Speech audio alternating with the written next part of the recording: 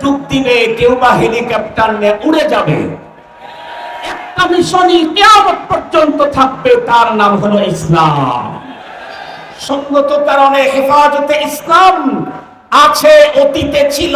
যতদিন পর্যন্ত আল্লাহ ইসলাম রাখবেন, ততদিন পর্যন্ত এর সাথে সম্পৃক্ত যারা, তাদেরকে ইজ্জতের সাথে রাখবেন। বিরুদ্ধাচারণ যারা করবে, তাদেরকে ফেরাউন আর নমরুদের মতোই, বিগত ফ্যাসিস্ট সরকারের মতোই ডুবায়া মারবেন। আল্লাহ পাক আমাদের সকলকে এদেশের উলামায়ে কেরাম। আউযু বিল্লাহি মিনাশ শাইতানির রাজীম। বিসমিল্লাহির রাহমানির রহিম। ওয়ালা তাহসাবান্নাল্লাহা মুখলিফা ওয়া'দিহি রাসূলাহু ইন্নাল্লাহা আযীজুন যুনতিকার। সাদাকাল্লাহু মাওলানাল আযীম। আজকে বাংলাদেশের দ্বিতীয় স্বাধীনতার পর এশিয়ার সর্ববৃহৎ অরাজনৈতিক ধর্মীয় সংগঠন হেফাজতে ইসলাম বাংলাদেশের বৃহত্তর রংপুর বিভাগ কর্তৃক আয়োজিত হেফাজতে ইসলামের গণসমাবেশে আগত হেফাজতে ইসলামের কেন্দ্রীয় নেতৃবৃন্দ, বিভাগীয় নেতৃবৃন্দ, বিভিন্ন অঞ্চল থেকে সমাগত ইসলাম প্রিয় তৌহিদি জনতা, আমি এই জাতীয় কনফারেন্সে কথা বলার অভ্যস্ত নই, এই জন্য খুব লম্বা কথা আমি বলবো না। আমি নরম ভাষায় স্বাভাবিক শব্দে 2-3টা কথা বলবো। তার মধ্যে একটা কথা হলো, হেফাজতে ইসলাম বাংলাদেশ এই সংগঠনটা কাদের? স্পষ্টই বলতে হবে, যে বলবে আমি মুসলিম, তারই হেফাজতে ইসলাম সংগঠন। যে বলবে আমি মুসলিম, তারই সংগঠন হেফাজতে ইসলাম।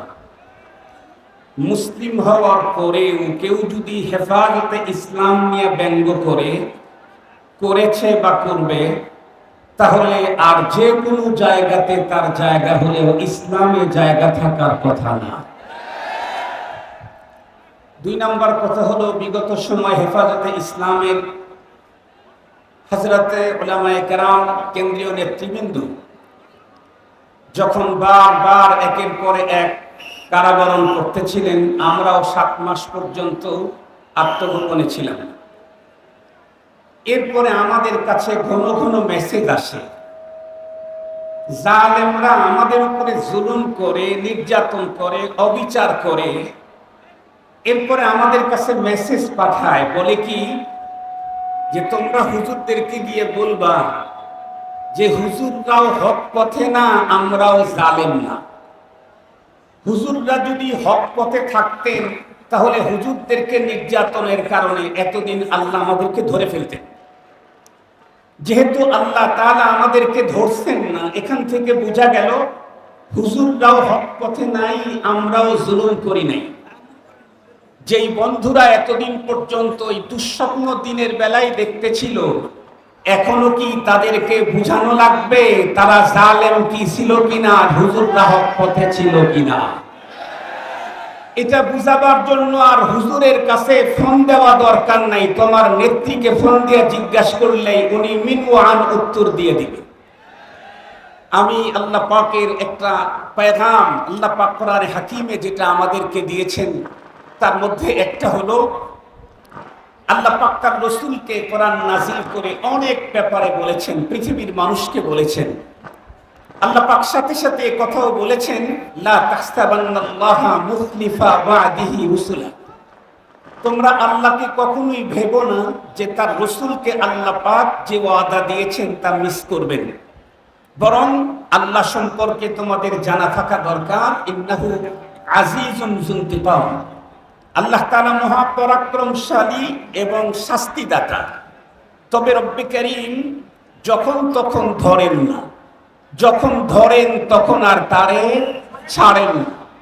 এই জন্য হেফাজতে ইসলামের নেতাকর্মী যারা আছি, তা আমাদের অতীতে যেই পরিমাণে এর উপরে ভালোবাসা, মহব্বত, বিশ্বাস, আস্থা ছিল, এখন তো সেই বিশ্বাস আস্থা অনেক গুণে বেড়ে যাওয়ার কথা।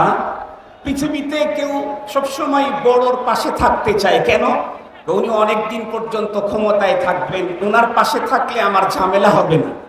আমি জিজ্ঞেস করতে চাই, পৃথিবীর কোন ক্ষমতাধরের ক্ষমতা 100 বছর, 200 বছর, 500 বছর টিকে নাই। কিয়ামত পর্যন্ত টিকবে একজনের ক্ষমতা, সে কে? আর একটু জোরে বলেন, সে কে?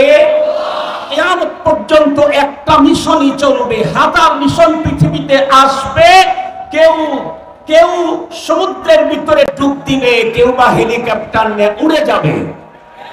একটা মিশনই কিয়ামত পর্যন্ত থাকবে, তার নাম হলো ইসলাম। সঙ্গত কারণে হেফাজতে ইসলাম আছে, অতীতে ছিল।